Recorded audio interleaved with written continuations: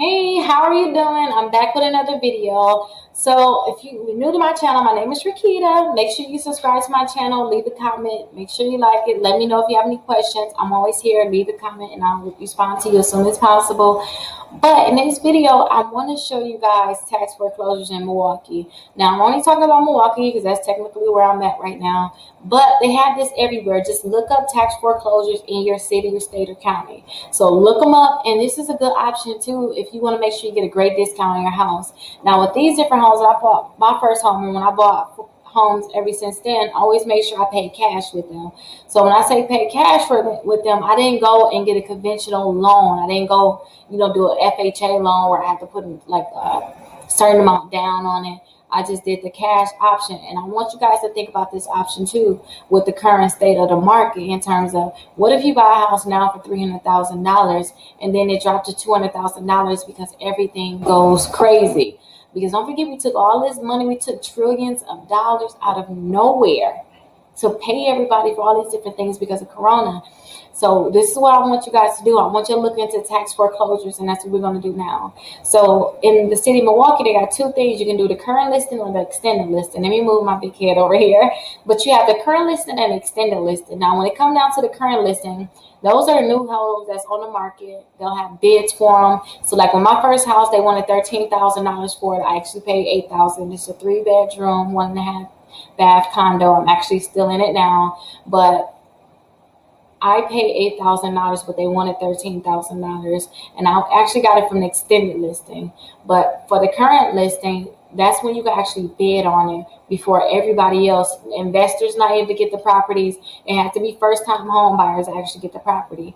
But right now they don't have anything on the current listing. But if you keep checking back, they're going to have new properties on the current listing.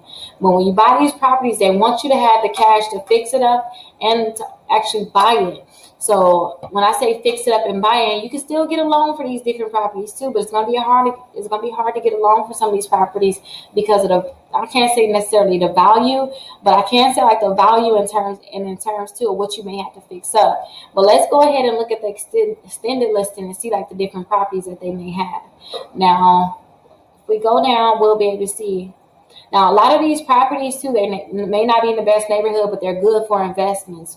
Don't forget too, a lot of these properties over here, these are like I can't say the bottom of the bottom, but they're cheap homes. Like look here, $2,700, $7,200 for a duplex, 4-bedroom, 2-bath.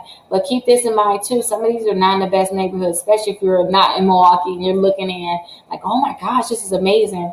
Now this house right here on 65th and Silver Spring, basically $52,000. That's a nice home there. And then two, what's that? Like North Avenue, almost North 45th and North Avenue.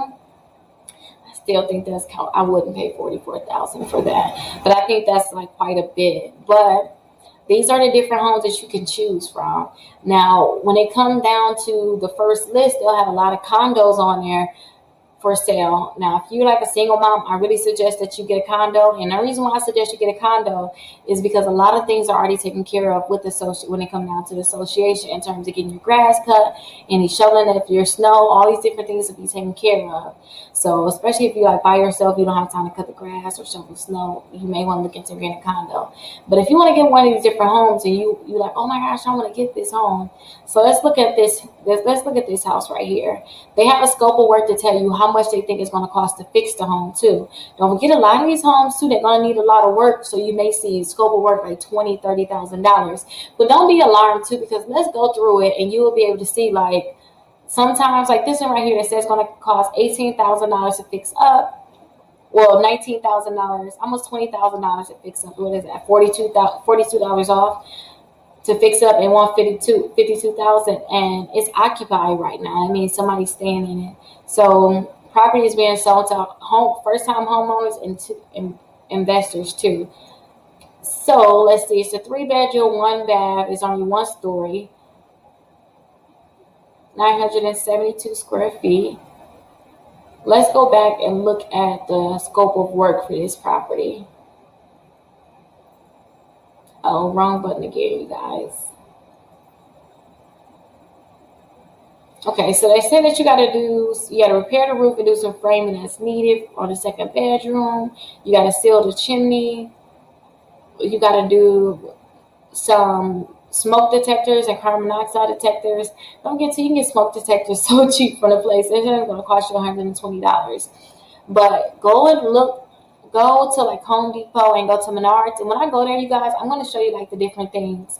So later on this month, you're going to see me fixing on one of my properties where we're going to go ahead and, I don't even know if you guys are seeing that screen, but that's what I'm going to show you guys, like the different things that I'm buying to get things fixed around the properties. But let's see here.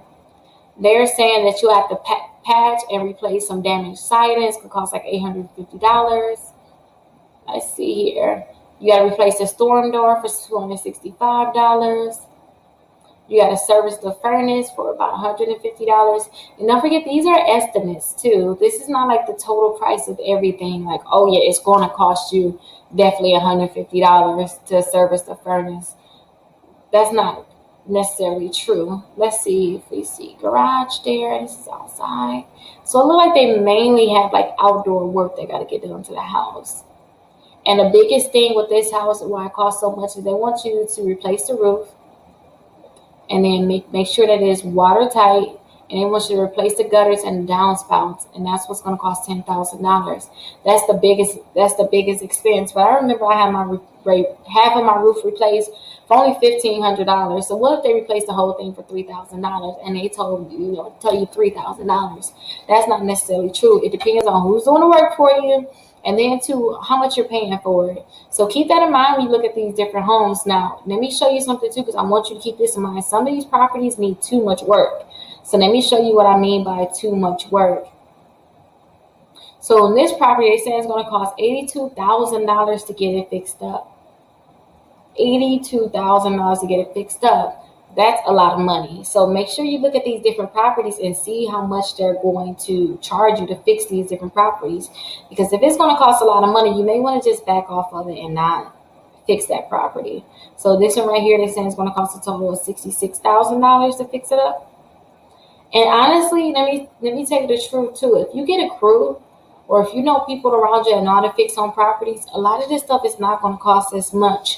And I remember when I bought the property too, I was able to show that like my credit cards was technically, I could have used the money on my credit cards to fix it up. That's why I tell you guys, start off with the easy credit cards, like $500 credit cards, and then work your way up. In 5 months, I got $70,000 in credit, and you can too. You just got to work your way up and keep applying for these different places. So go ahead and look at this different list. I have it in the description. Go ahead and check it out. If you have any questions, or you're like, hey, Rickita, how do I get my credit together so I can have the credit cards to buy this, or so I can get everything together so I can buy this, go ahead and call me, because I can help you out. All we have to do is just make sure we remove any negative items that you have on your credit reports, and then we have to add positive accounts on and start you off with easy credit cards like the Capital One, the Credit One Bank, the Victoria's Secrets. They start you off with those credit cards. If you never had a credit card, it should be fairly easy. But let's start you off with credit cards, and then we're going to just build you all the way up so that you can get regular credit cards without a problem. Again, let me know if you have any questions. My phone number is 833-RICKITA. You can call or text me anytime. Thank you.